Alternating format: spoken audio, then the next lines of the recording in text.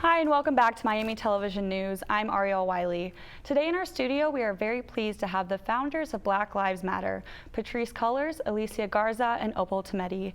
And we understand you guys will talk about the creation of the BLM movement later tonight, so we thought we'd ask the three of you to focus on your personal journey because of your involvement.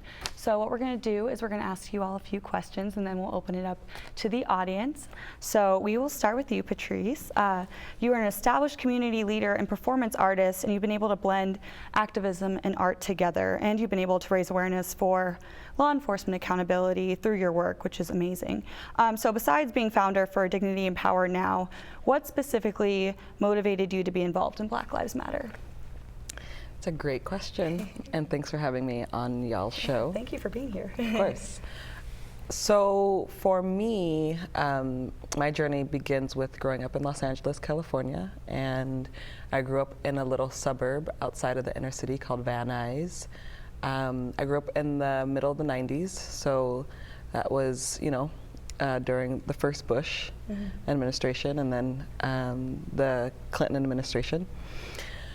And what stood out for me the most was the lack of resources in my community. It was large in part working class, poor community, mostly Black and Latinos. And my mother worked 3 jobs. She was a single mom, and we had very little support from outside resources, from local government. There was no Black Lives Matter movement at the moment. I saw a lot of heavy policing in my neighborhood. I saw the use of sending lots of folks to jails and prisons. And I had a lot of rage. I had a lot of sadness. And I knew that there had to be more. I knew that there had to be something out there that was about fighting for our folks' rights. My father who raised me, Alton Cullors, he loved the Black Power movement, and he was a child of the 60s. And so I got to hear glimpses of that. And when I got older, once I got to high school, I was at a social justice high school. I got the chance to be educated by mentors who love social justice and brought books like Bell Hooks and Audre Lorde to me. And from there I was like, okay, I want to go beyond books, who's out there. And I joined a small civil rights organization in Los Angeles where I did a lot of my work and a lot of my training for about 11 years. And so that's what brings me to the work, and that's what really brings me to Black Lives Matter. That was a great answer. So Alicia, we'll go next to you. So you're the Special Projects Director for the National Domestic Workers Alliance, and you have challenged society to celebrate the contributions of all individuals. So how does BLM activism relate to your other personal priorities? That's also a great question. One of the things I think is important to know about domestic workers is that domestic work and agricultural work is really rooted in the legacy of slavery in this country. And domestic workers originally were Black women who were cleaning homes, taking care of other people's kids, taking care of sick and elderly loved ones. And that legacy persists today.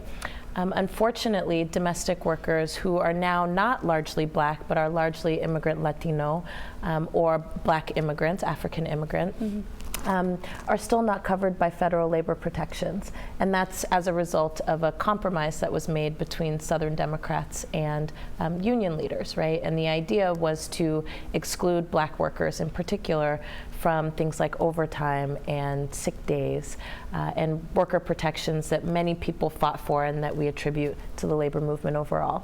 So there's a relationship there just in terms of looking at the various forms of state-sanctioned violence, and I do think that having groups of workers that don't have adequate protections, when we also charge them with caring for the people that we care for the most, is an act of state violence. The other thing I think is important to know about domestic work and the caregiving industry is that it is inhabited largely by women. It's about 95% women and mostly women of color. And the fastest growing part of the caregiving industry is really direct caregiving. And that workforce is 35% Black American. And so when we talk again about how do we improve the quality of life for people who take care of our most prized possessions, being our loved ones, we see that Black workers are both locked out from protections, but are also tasked with doing work that is grueling, that has very little training, that has very little advancement opportunity, that has a high percentage of wage theft, a high likelihood of encountering sexual harassment on the job. And then of course we know that Black women workers in this country make 64 cents to every 77 cents that a white woman makes to every dollar that a white man makes. So when we're able to address the conditions of Black women in the workplace, we're really able to improve conditions for workers everywhere. Right. Well, thank you for sharing. Yeah. So Opal, last but not least, I'll ask you a question. So your leadership as the executive director at the Black Alliance for Just Immigration and co-founder for BLM has landed you the title New Civil Rights Leader in 2015 in the LA Times. What do you feel your role is as a civil rights leader, as they claimed you are? Yeah, I mean, I feel that this movement is quite leaderful, and so it's quite the title, but it's something that has been ascribed for many other leaders, including my sisters who are sitting definitely. besides me. But I feel that my role as a leader in this movement is really to complicate the narrative about how violence is being perpetrated against our communities, and really complicate the narrative around who is actually Black, right? And what does it mean to be Black today in a day and age where all of our identities have so much to offer, all of who we are have so much to offer this larger discourse and larger promise for our democracy. And so for me, as a daughter of Black immigrants from Nigeria, I think it's really important that I call forth the discussion around what does the racial justice movement and the immigrant rights movement have in common? What do these movements that are actually about disenfranchised, low-income people of color have to do with one another? Oftentimes our movements are seen as disparate and not intersecting. However, we have folks like my parents or myself and many of my friends who are Black immigrants, who are oftentimes seen as people who should be in the shadows, oftentimes created and forced to be undocumented. I oftentimes like to talk to people about that the identity of being undocumented is one that's created, right? It's not natural. People who are forced to migrate from wherever they are, right, are oftentimes doing so with the idea that they are going to reach a place and have the opportunity to make life better for their family members, right, and their children. And so my parents, for example, had that view, but they were met as being Black people in the United States, thinking that they're going to find the American dream, and it was an American nightmare. Being a Black person in the US oftentimes it's not everything, right? And an immigrant who's striving for some modicum of justice and standing is oftentimes faced with many barriers. And so as a leader in this movement, my job really is to shed light on what's going on and to really support the leadership of those who are most directly impacted by injustice, for them to be actually the leaders of this movement, right? So a lot of my work is actually behind the scenes. I'm meeting with people on the phone, going, traveling, doing all sorts of things like that. And it's really about supporting their leadership and making visible their struggles so that you don't have to have me representing you. I shouldn't be representing you. People can represent themselves. Great, well, thank you for sharing as well.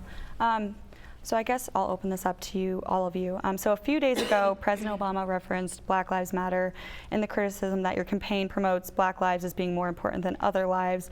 But the Associated Press came out with a video of the president saying that it's not that no lives matter, but that there is, and I quote, a specific problem that is happening in the African American community that isn't happening in other communities. And we as a society should take that seriously. So what does that mean to you three to have the president speak for BLM in a positive way against the negative backlash? Well, I think it's an important step, and it's something that I think our country has wanted to hear from our president for a very long time.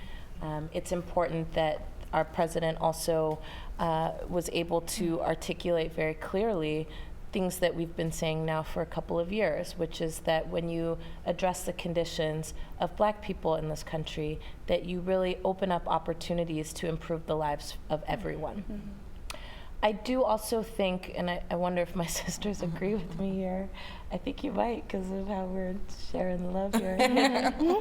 You know, in some ways, we also want to see more coming from our president around not just understanding the theory behind what Black Lives Matter is and does, but really using his influence to ensure that Black people and all people in this country have a shot at a fair and dignified life. We have people in our communities who are losing their lives to the people who are supposed to be protecting and serving them. And we have some dissension in our federal government led by our president around what we do with that. And so we hope that this is a first step in really addressing some of the systemic issues that are facing not just Black communities, but all communities. Do you guys want to go off of that, or do you think? That's right, it's a first step. It's a first step. Great. Yeah, I think Alicia said it great. Great. Well, I will now open up the questions to the floor. I know we have the ladies from the Crucible here, so if you guys want to ask questions, now would be a great time.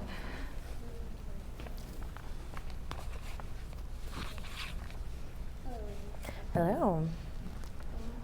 Mic check. Okay. Yeah.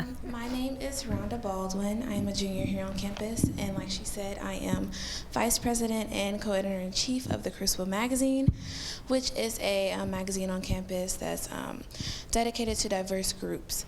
And my question for you ladies, you all are welcome to answer it. What advice can you give to an organization like the Crucible who is trying to promote unity amongst these diverse groups on campus, on a predominantly white campus? Well, the first thing I'll say is don't stop. We need magazines like yours, both here on this campus, but to be examples for other magazines. I think the other piece is everything to me is like an organizing campaign. You gotta organize both communities of color on campus, other diverse communities, marginalized communities to support this magazine. And you have to push and challenge those who are not marginalized to understand the importance of why this magazine should exist. So I think in a lot of our work, when we first started Black Lives Matter, it was marginal. It was a marginal conversation. And it wasn't just because of social media that became mainstream, it was because we organized to ensure that it became mainstream. So every time someone tried to shut it down, we would approach them, we would have conversations, we would have protests, but by the time the presidential candidate, Governor O'Malley, decided to say all lives matter on a stage at Netroots Nation, the entire audience erupted, and you see that backlash being, well, I guess it's no longer okay to say all lives matter, right? It's no longer publicly acceptable. But that was because of lots and lots of organizing.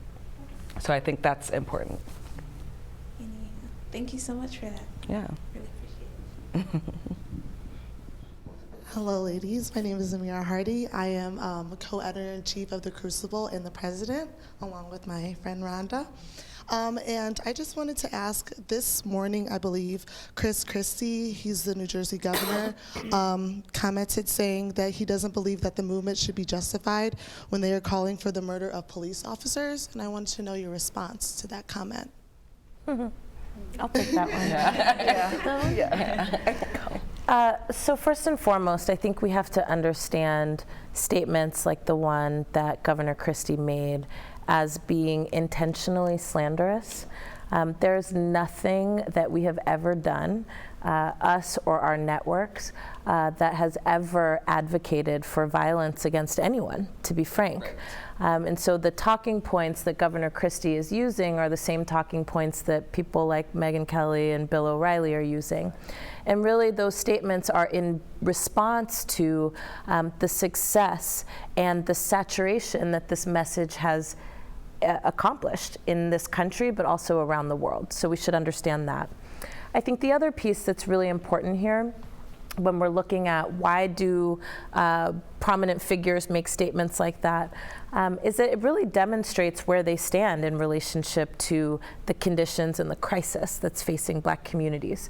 The fact of the matter is, not only have we never called for violence against anyone, but we're also noticing a silence and an absence of statement from people like Governor Christie and from people like Bill O'Reilly and Megyn Kelly about the violence that is facing Black communities. And we shouldn't,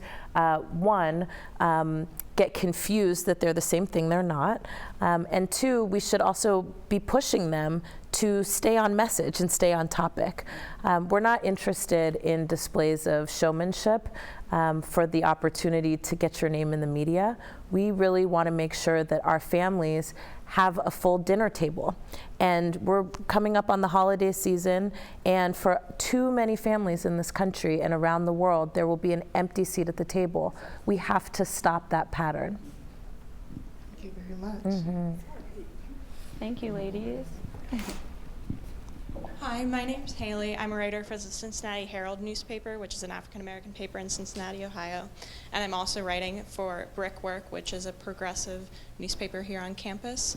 So I would like to ask you, what can college students who aren't part of the Black community but who want to be allies without over speaking the Black community or stepping on their toes, give them a voice? And with Miami specifically, it's kind of an isolated college. We're not really near an urban setting. So just what can we do to help the Black community without speaking over them? That's a great question. Yeah, that's a really great question. So I think one of the key things that you can do, and it sounds like you're already doing that with your paper, with both papers, right, is providing opportunities for people to share their own stories, right? So you can go directly to the source, interview them, have them write their own op-eds, let them share in depth what's going on in this community. And I think that's one really tangible way that you can make that happen.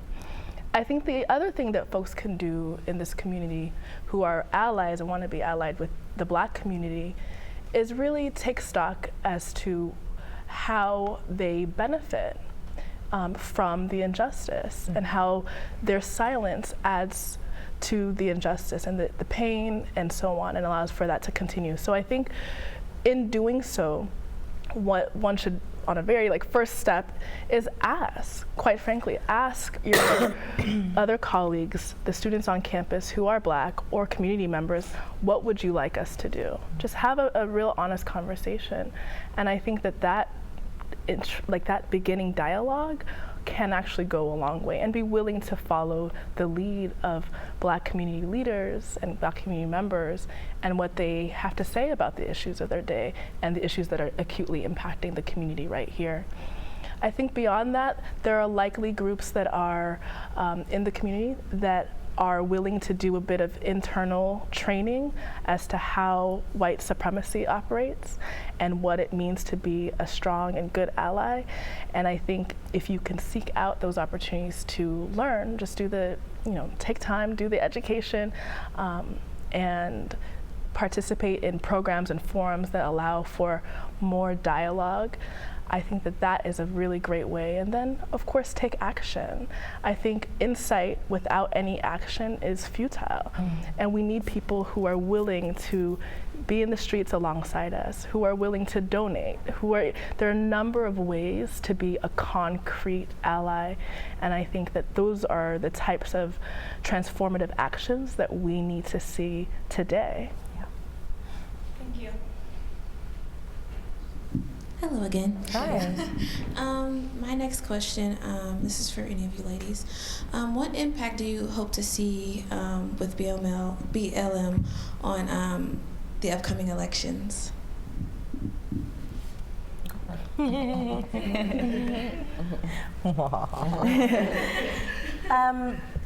Well, I think it's yet to be seen.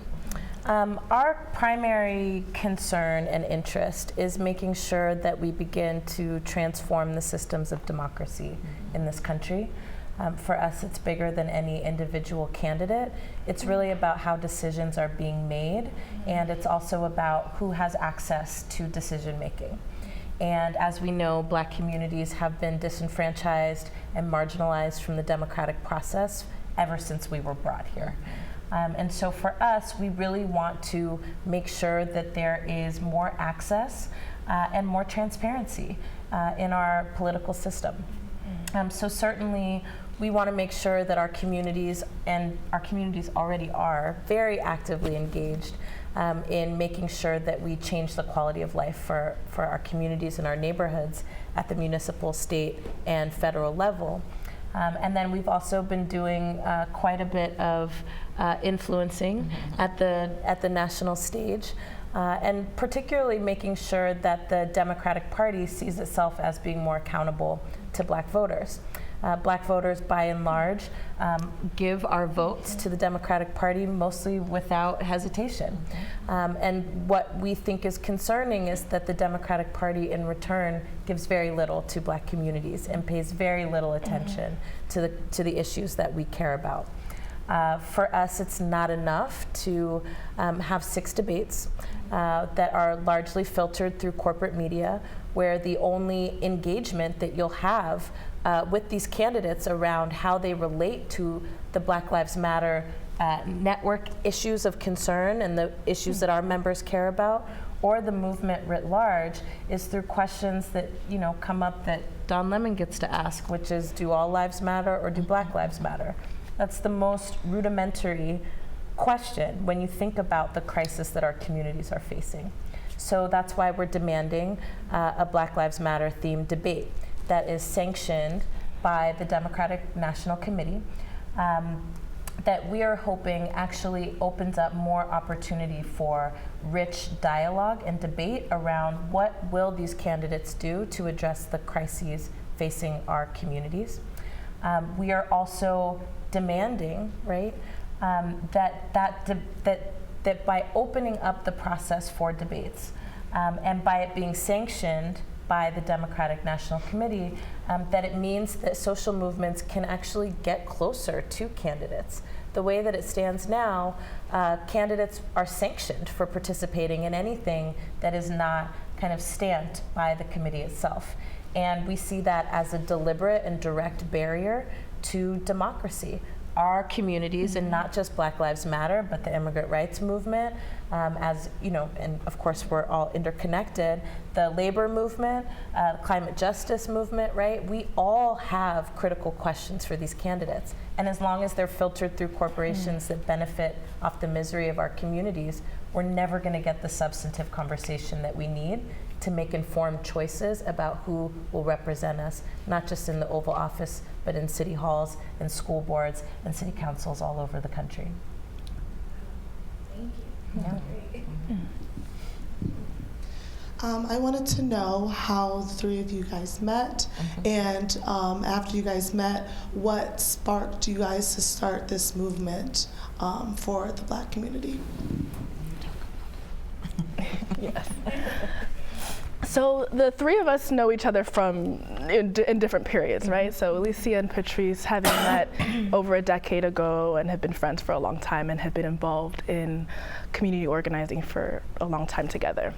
I actually met Alicia Garza through BOLD, which is called stands for Black Organizing for Leadership and Dignity, and is a community of different organizing directors and community organizers and leaders who are coming together to learn more about the field, to strategize, and to really have a network that is well connected and can seize upon the times, right, and strategize together. And so that's BOLD. We met through BOLD. I think we met soon thereafter through BOLD. And really, I mean, you might have seen this story in some different places, but Alicia shared on her Facebook wall soon after the acquittal of George Zimmerman, who murdered Trayvon Martin about over 2 years ago. We all witnessed what took place. We all were watching the court trial. We were all really traumatized by what we saw. We saw a young boy who was being put on trial for his own murder, and I think we were all experiencing a certain degree of trauma. And so when we saw that George Zimmerman was being acquitted, many of us were asking, what are we going to do? What does this mean for our community? And many, even in the BOLD network, were asking the same questions. And so, Alicia basically put out a really courageous, vision and stance and said, we don't have to sit idly by. We don't have to get used to this happening to our community members time and time again. And when are we going to ensure, and how are we going to ensure that our lives matter, that Black lives specifically matter? And to which Patrisse put a hashtag on it, and started, circulating it. And my background is in social media and communications, and I saw and read what she said and was really moved by the words. And being a strategist, I said, I would love to help build some platforms that allow for this conversation to happen more broadly and with more of our fellow community organizers and other leaders in the community. And so that's kind of what happened and how we met and how we started working together. Thank you very much. Yeah. You're welcome. Hi, yes. In the past, you've talked about intersectionality and how that's very important for you. So I'm wondering if you can elaborate on how you incorporate that into the Black Lives Matter movement. Yes. Well, I think what's important is the three of us are intersecting, right? I'm Black, I'm woman, I'm queer. And it was very important as we developed out the network and this project that the ways in which our identities intersect were not erased, but rather we came forth with it all. Because what we've seen in the past, in large part, when it has come to the civil rights movement, is a movement that marginalized women, a movement that marginalized queer folks. And we did not want to continue with that part of that legacy. And so it was important that we were able to develop a new platform, a new way of understanding Blackness that included all of our folks, Black folks that are incarcerated, Black folks who have convictions, Black folks who are immigrants, Black LGBT folks. And we understood that to develop that framework, we'd have to show up as our full selves as well. And we've seen it be very successful. And so the reality is in the past, movements were led by Black queer folks and by Black women and by Black folks who had convictions. But what's different in this moment is that we're saying that all of that actually matters. All of how we show up in our Blackness matters in this conversation, but it matters in how we do our work. Our network wouldn't look the way it looks if it wasn't being led by mostly Black queer folks, Black trans folks, Black women. It just wouldn't. We're operating from an anti-patriarchal framework. We are operating from an abolitionist framework. We are operating from a framework that really is trying to think about and imagine new Black life, imagine a Black future. And so I think intersectionality is such a small word, but how we're approaching it and our practice is new. It's new in a lot of ways, and it's opening up old conversations for Black folks that we've met, older generation Black folks that are like, thank you. Thank you for being unapologetic in all the ways that you show up. Thank you.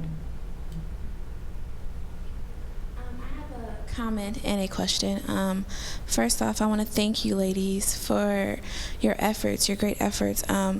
I was just talking to my niece. She's only like 6 years old, and I was just saying, oh, who do you look up to? And she's like saying all these people on TV, and I just want to thank you ladies, because not all of our heroes are singers, not all of our heroes are actresses and in the media. So I want to thank you guys for being that positive Black role model for our generation and those to come. So I just wanted to thank you guys for that. And with that being said, where do you guys, what do you hope to see with this movement in the next 5 or 10 years?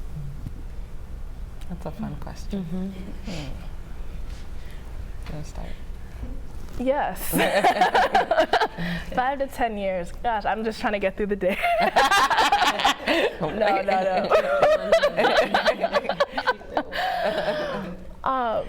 But honestly, I believe we're in such a critical time, and how we do our work, and this question of intersectionality and leading from the margins, is so critical to ensuring that we're taking the right types of steps to ensure that we can all get free and to ensure that all Black lives matter. So I don't have a crystal clear answer as to where I want to see us in 5 years, but I do want to ensure that we are on a very clear path towards the liberation of all Black people, and that we're building the types of organizations that allow us to get there, and that we have the type of leadership that is willing to take courageous stands when we're handed different opportunities, or we're given opportunities to be aligned with certain political candidates and so on. I just want to ensure that we have the principled leaders and community, really, right? To ensure that we win what we would deserve, right? And we deserve liberation of all of our people. So I think that means organizations, but I also think that means some very strategic gains. So, I'm an abolitionist. I'm in the immigrant rights movement, I'm in the racial justice movement, I'm in the movement for Black lives. But what does that look like? And so I think that there can be the repealing of certain laws. I think that there can be a radical divestment from programs and systems that criminalize our communities, and a reinvestment into our communities and to educators and social workers and so on. And so those are the types of gains that I'm looking for in the next 5 to 10 years. Great. Thank you, ladies. Those were great questions. We have to wrap it up. I'm sorry. We got to get them out of here and go into their next talk. So thank you so much, ladies, for being in the studio with us today. Thanks for having us. You guys are wonderful. We really loved having you. I'm Ariel Wiley for Miami Television News. Thanks for coming in. I really appreciate it. Thanks for having us. Thank you.